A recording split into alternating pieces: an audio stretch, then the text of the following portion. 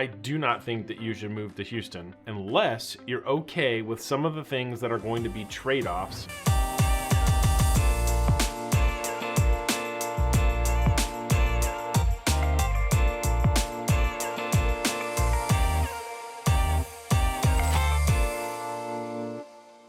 If you're thinking of moving to the Houston area, there are definitely some things that you need to know about what it's like to actually live here. There are some disadvantages and downsides to living in the city versus living in the suburbs. But in today's video, I'm going to talk through both the benefits and the downsides, the pros and the cons of living inside of the city of Houston. If you are looking to move to the area, this is the video for you. Let's hop right into it. Hey guys, my name is Nick, and me and my team at the Bridge Group love working with people looking to make Houston their home and trying to navigate which area of Houston might be best for their family. That's what this video is all about. I want to go deep dive and explain what it's really like living in Houston as opposed to living outside of Houston in the suburbs. I actually live inside of Houston right now myself in an area called the Heights, but I actually grew up and lived in most of the suburbs around Houston. So I actually lived in Katy for the longest period of time and graduated from Katy High School. I lived in the Woodlands, in Cypress, in Richmond, and Stafford. So I have a familiarity with both, and yet I personally decided to live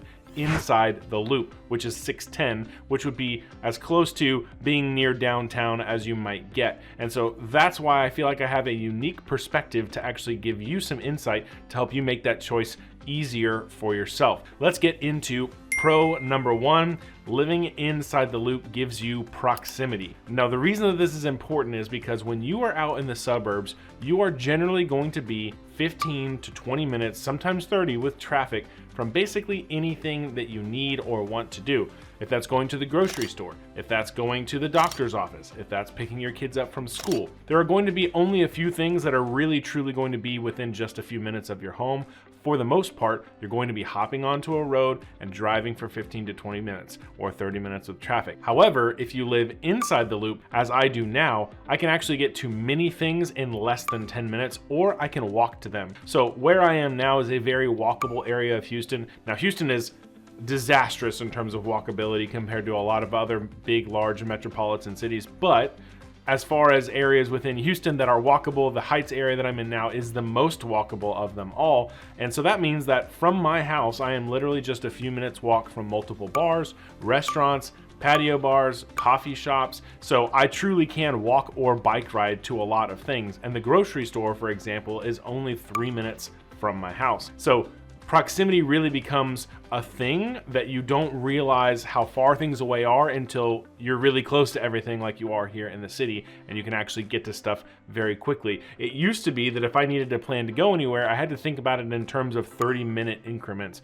whereas now I truly can say, oh, run over there in 2 minutes, and it actually is that close. Now, this isn't going to apply to all areas in the loop. You're going to be really focusing on areas like the Heights, Montrose, River Oaks, Upper Kirby, West U, the Museum District, Midtown, Edo. These areas are going to be the most walkable and have the most amenities and restaurants and bars and things to do very close by to the homes. Now, you don't have to live directly inside the loop to have this proximity benefit, but if you are just outside of the loop, you get a lot of that same feeling as well. So that's going to be areas like Oak Forest, Garden Oaks, Spring Branch, Piney Point, Hunters Creek, Bel Air. A lot of those areas are going to also have that proximity feel, because even if those bars and restaurants are in the Heights, for example, and you live in Oak Forest or Garden Oaks, you really are only about 10 minutes away from all of the things that the Heights has to offer. So you can actually live slightly outside of the loop and still have that same benefit. Now, con number one is housing affordability. Now, what do I mean by that?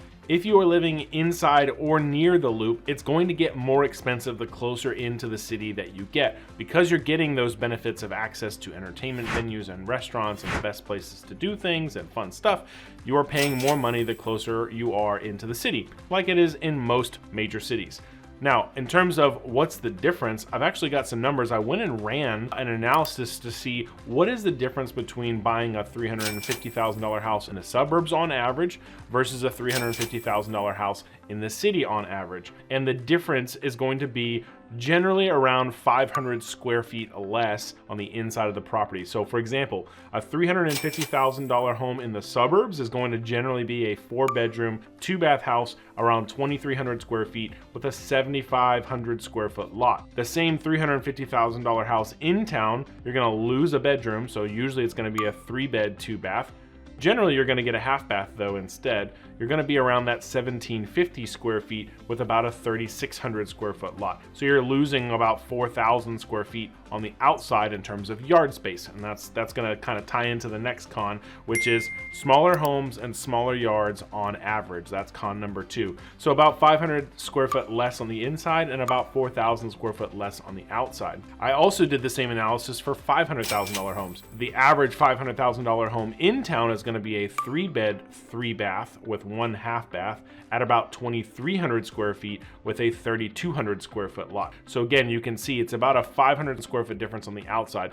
A lot of homes are not going to have yards in a lot of the areas that are inside the loop. However, obviously there's pockets, like if you're getting into West U, a lot of these are going to be massive homes with huge yards. If you're in River Oaks or Upper Kirby, very, very big homes with big yards, high price point, right? But in terms of the average areas, that's why I wanted to look at 350 and 500, because I feel like that's what a lot of people are looking at in terms of buying their first or maybe their second, third home. They're usually going to be in that price range. So those homes are usually going to have smaller yards and smaller homes. Now, this doesn't necessarily mean that you're not getting a very big house. I mean, depending upon where you're coming from, a 2,300 square foot home with 3 beds and 3 baths might actually be larger than what you're used to in your city. So we're not necessarily talking about small housing. We're just saying that you're getting a little bit less for your money as you're living inside the loop. But Houston on average ranks about 18% below the national average for housing costs in terms of large metro areas, according to the 2023 Cost of Living Index. So we are beating out most major cities in terms of housing affordability, even with what I just went through. So depending upon your situation, you might find that you're still getting more house than what you're used to, even if you're living inside the loop. Another great benefit of living in Houston is diversity. Houston actually ranks 4th in the US according to a Wallet Hub analysis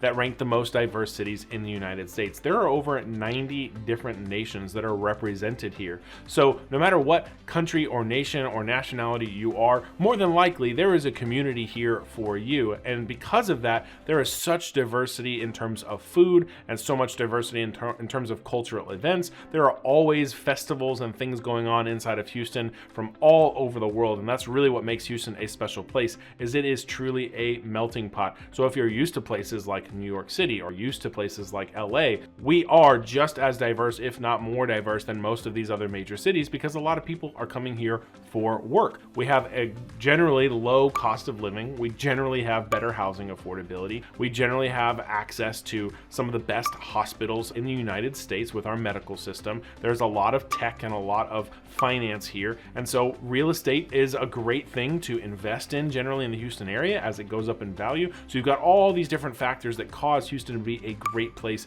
to move to, and why it's one of the most moved to cities in the last few years. As we had these lower interest rates, there was a huge influx of people finally making that move to the Houston area. And I think that diversity of culture and food is one of those driving factors as well. Now, switching lanes back to housing, I think one of the cons of living in Houston is that we do not have any master plan communities inside the loop. So if you've seen any of my other recent videos, maybe my vlog tour of Katy or my map tour explainer video of Katy, one thing that I talk about a lot in those videos is master plan communities and why they're so great. So essentially, this is where a developer has bought maybe a few hundred acres of land, they've subdivided it into a bunch of different lots, they've created a 10 to 15 year development plan with schools and parks and recreation and builders coming into these areas and building out these massive communities. So things that you might have heard of, like the Woodlands, actually started off with kind of like a master plan, truly a master plan development. It's like its own city.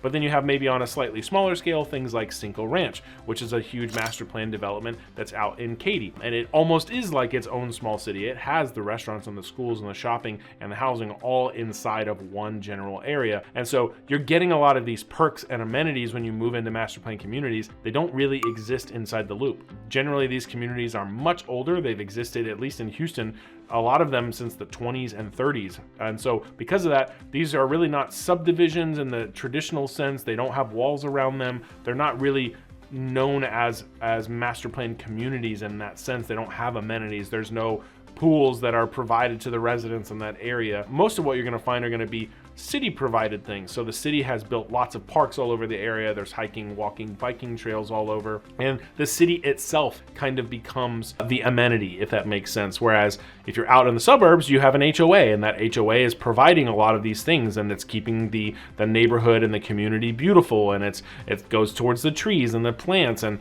then you've got rec centers and pools and all that kind of stuff. So you're not going to get those things provided inside the loop for you, but the city itself sort of takes the place of having an HOA. Now, the downside to not having an HOA, although it is less expensive, which I really appreciate as a homeowner with no HOA right now, it does mean that there's not necessarily anything policing the area to make sure that it stays nice. It's really up to the residents that live there on keeping their property updated and keeping the area clean, as opposed to there being an organization that's sort of managing that for you. So while I think that not having an HOA is a good thing, it does present issues when you might have really nice homes next to not so nice homes.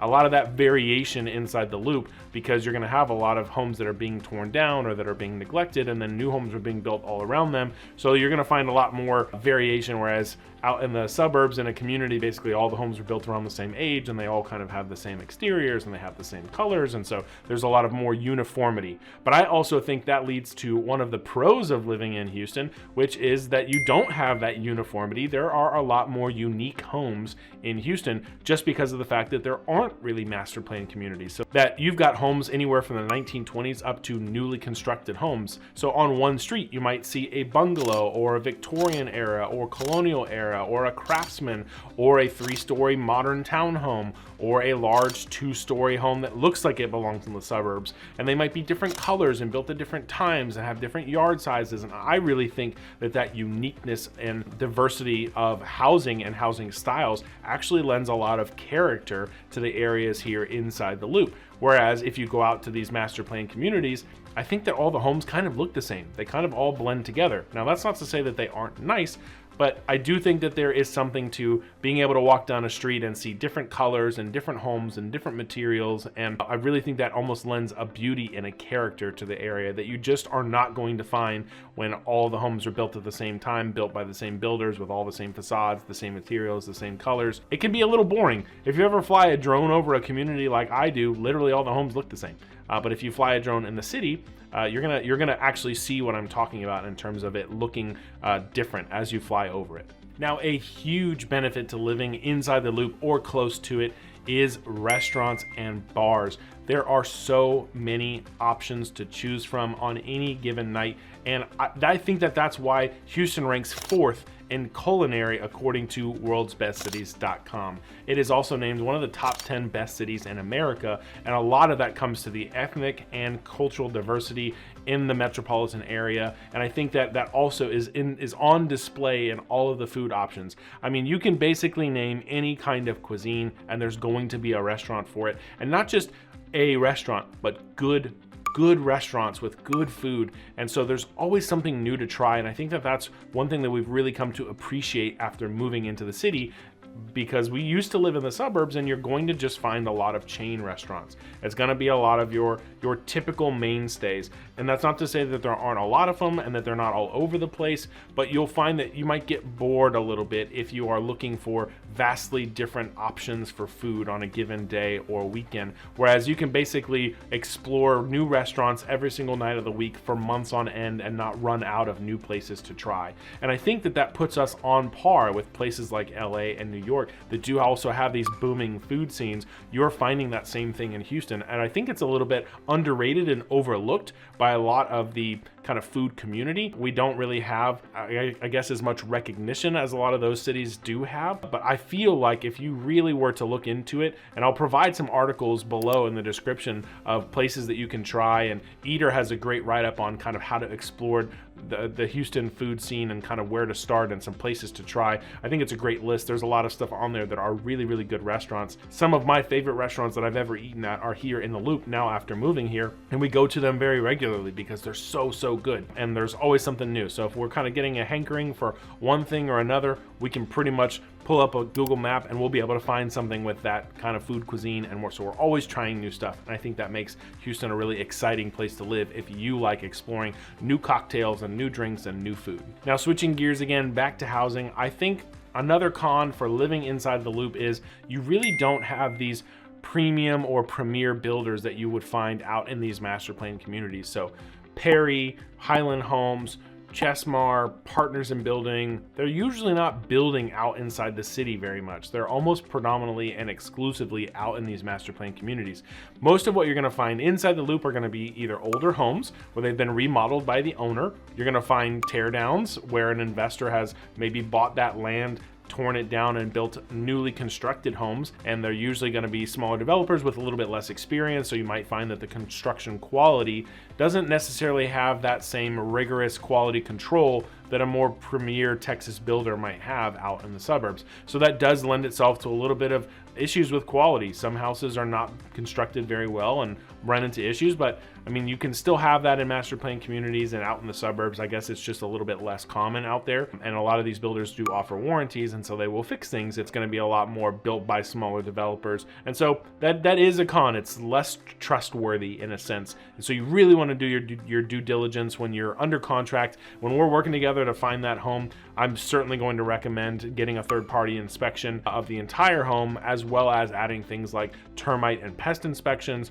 mold inspections, roof inspections. It's just going to be a lot more important to do those things when you're inside the Loop, because there is so much variance in the age of homes and in the level of remodel and condition and finish and who was responsible for doing that work. So that's just something you just have to pay extra attention to that so that you don't get taken advantage of or maybe purchase the wrong home that's going to have a lot of problems. And again, that's where my value as a real estate agent professional guiding you through this comes into play. Now, con number 5 of living in the city is that these schools are not as good. They're not as highly rated as some of your top suburb areas around Houston. So when you're looking at schools in Houston ISD versus Katy ISD, Lamar ISD, Cypress ISD, or Cyfair ISD, I should say, Conroe ISD, these are going to be much better school districts. They're going to be mostly around that 99 outer loop, and that's where most of your new development is and most of your master plan communities are. And so therefore a lot of people move their families to those areas, so those schools get a lot of funding, and they tend to be just much better schools in terms of scholarships and in terms of access and in terms of the the sports programs, and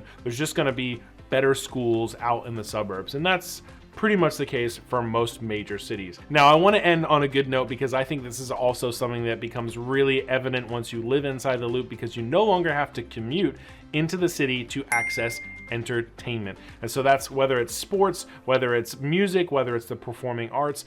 All of your major venues are going to be inside. You want to see a play, or you want to watch your favorite sports team, you want to see football, soccer, basketball, baseball, all of that's going to be inside the city. And so if you live inside the Loop, you're generally only about 15-20 minutes from basically any event or festival or thing going on. Whereas if you live out in the suburbs like we used to, anytime one of those things were going on, and we lived in Katy, we knew that was going to be a 45-minute to an hour drive to get to it. And we'd be fighting traffic on I-10, fighting traffic on 99, fighting traffic on 610. When you're inside the Loop, you don't always have to take all of those highways. So you're actually usually circumventing and getting around a lot of the traffic that everybody coming from out of the city and in is having to experience. You don't usually have to go through that because you're usually using smaller internal streets. And then of course, once you hit some of the major ones right around downtown, there is going to be some traffic. I'm not saying that there's none, but I'm saying it's actually a lot less traffic than you really anticipate there being when you actually live here. I used to think, living out in the suburbs, oh my gosh, I would never want to live in the city, because if the traffic is so bad coming in, can you imagine what the traffic is like when you're actually there? But now, having lived here in the city for 3 years, I'd actually say it's a lot better than I anticipated. And I get more frustrated when I leave the city and I start experiencing all the traffic outside, because I'm having to get onto 610 and I-10 and 45 and 99. I'm actually more frustrated by the traffic outside of the city than I am when I'm inside the city, just because I feel like there's not as much, even with all the ongoing construction, and they're constantly working on the highways. But I would say that the traffic isn't as bad. And so if we want to go have some fun and go to Miller Outdoor Theater and watch a free concert, we can do that, and it takes us 20 minutes to get there instead of it being 45 minutes to an hour. We used to have to plan our excursions around, do we have an entire Saturday to go into town to do these things? So if we wanted to see a concert, it was like, all right, we got to be planning for 5, 6, 7, 8 hours, because we don't want to drive all the way in and go through all that traffic going in and coming out only to be there for an hour. Whereas here in Houston, if we want to go do an activity and then come back home, we can do all of that within an evening, and it doesn't eat up an entire day. So we do a lot more stuff during the week as opposed to only waiting to do stuff on Saturday, because it's going to be an all-day event. So something to keep in mind that I really love about being in Houston is access to all of the entertainment venues that Houston has to offer, of which there are so many,